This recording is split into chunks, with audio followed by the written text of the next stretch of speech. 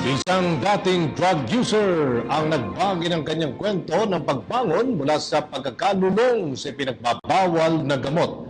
Ayon niya, pinakamainam na lumayo na sa masasamang impluensya bago malulong sa droga. Naritong special na report ni Joy Gumatay. Sariwang-sariwa pa sa alaala ni Carlo Milyari, 55 taong gulang at kasalukuyang nagtatrabaho sa National Center for Mental Health, ang kanyang karanasan noong nalulong siya sa droga mahigit 20 taon na ang nakalilipas. Naglilingkod siya noon bilang isang security guard ng rehabilitation center at nagsimulang gumamit ng shabu dahil sa impluensya ng kanyang mga kaibigan.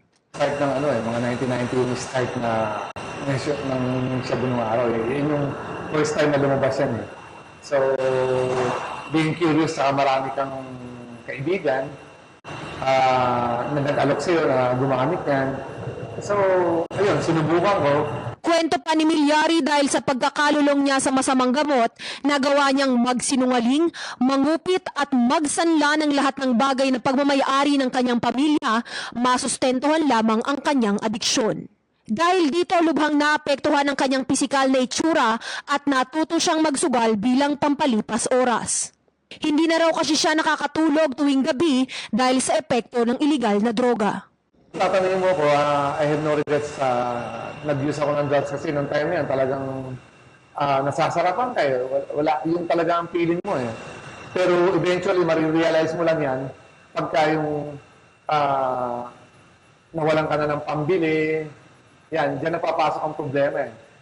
Nagawang makabangon ni Milyari sa pagkakalulong sa droga dahil sa pagnanais niyang maiyayos ang kanyang buhay, ngunit nang matikman niya ulit ito pagkalipas lamang ng ilang taon, mas naging malala ang kanyang adiksyon. Di ba? Hindi mo alam ngayon ang gagawin mo. Kumbaga, ikot ang tinatawag. Ikot yung hindi ka na mapakali.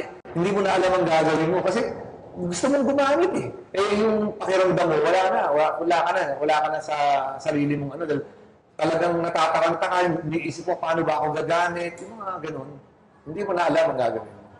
Nang tuluyang maubusan ng pera pambili ng droga, saka naman napagdesisyonan ni Milyari na nais na niyang tuluyang talikuran ang adiksyong ito. Ipinakulong niya ang kanyang sarili sa isang kwarto sa loob ng 18 araw at pagkatapos nito ay ibinuhos naman niya ang kanyang oras sa paglalaro ng tennis upang malibang at maisipan pang gumamit muli ng shabu o kaya naman ay magsugal.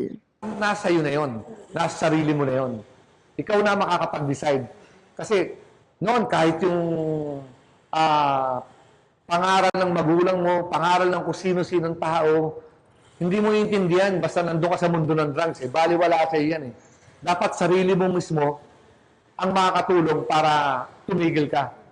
Payo ni Milyari sa mga bago pa lang nalululong sa droga, lumayo sa masasamang impluensyang tao, maglaan ng dagdag na oras sa inyong pamilya at higit sa lahat, humanap ng mapaglilibangan na nakapagbibigay lakas at sigla sa inyong katawan. Maaari ring lumapit sa pinakamalapit na rehabilitation center sa inyong lugar upang tuluyang makalaya sa madilim na mundo ng droga. Ito si Joy Gumatay para sa PTV News. Hi! Ako si Ria Fernandez. Mag-subscribe na sa PTV YouTube channel. I-click lang ang subscribe button.